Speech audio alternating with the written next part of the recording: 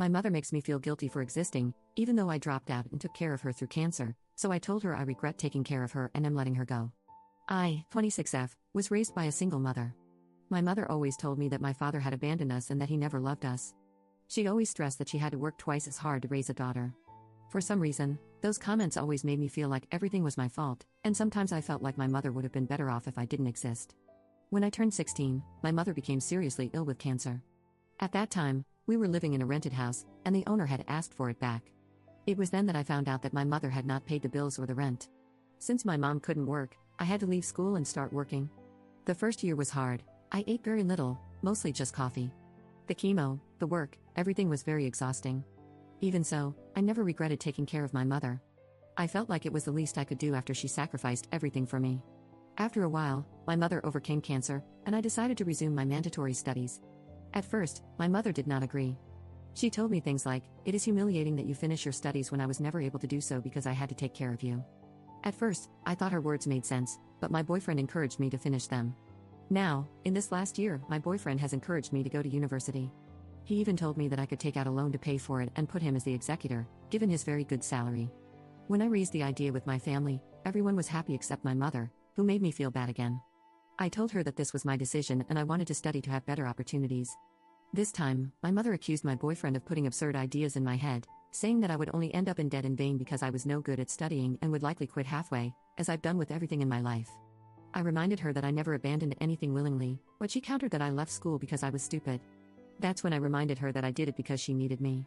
She said so many hurtful things at that moment, telling me she never needed me, that I only extorted her, and that she would prefer to unalive before I took care of her. That's when I broke down and told her that I regretted having taken care of her all those years and that I no longer wanted her in my life. My boyfriend says I was right to vent, but I feel like I was very cruel to her, and my family also thinks I was cruel. I don't know what to do. Maybe I should apologize. It's the only family I have, but I feel like I've been hurt a lot. Update 1.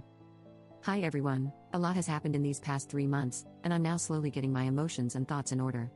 After the fight with my mother, I decided to move in with my boyfriend. During the time I lived with my mother, I took care of expenses such as electricity, water, food, and rent. I told my mother that I would help her for 2 months while she looked for a job, and then she would have to fend for herself. However, I decided to cut that agreement short after finding out that she had done something horrible. I talked to my partner about what I said here, and he agreed with some of your comments about my mom being a narcissist and that she had done something to make my father leave us. You were right. I tried to investigate, but it was difficult since no one wanted to give me an answer. That is, until my mother's sister, who was a little interested, offered to take me to someone who might know about my father, in exchange for money. Finally, she connected me with a sister of my father, and I was able to meet him. Our first conversation was via video call, and he was happy to hear from me. I discovered that my father always sent money to my mother for me and that he sent me gifts at Christmas and birthdays, gifts that my mother passed off as coming from her. I also found out that he is married, and I have a 16-year-old brother and an 8-year-old sister. He also extended an invitation to his wedding, but because of my mother, I never received it. When I asked him how he met my mother, he told me a pretty horrible story. They met on my father's sister's birthday. It should be noted that my mother was 20 and my father was 16. My mother got my father to drink and then forced herself on him. He says he doesn't remember much about that night, because he deleted that horrible memory from his mind. She became pregnant after that night, and my maternal grandparents demanded that he marry my mother, but he disliked her. In the end, my paternal grandparents demanded a DNA test, and if I was his daughter, he would be financially responsible, but nothing more. He did get to know me, but he didn't want to marry my mother. He couldn't even see her as she harassed him and demanded a wedding. In the end, when I was 4 months old, my mother gave him an ultimatum: either marry her or forget about his daughter. He couldn't imagine being with a woman like that and told her that he would take care of me, but it couldn't involve her. My mother decided to leave the city and cut all ties with him until I was 1 year old and she had a lot of debt. Then she told him that she would send him photographs of me in exchange for paying my expenses. He accepted, and for years he asked to see me, but she refused. He could only see me in photos. After talking, I understood the entire situation.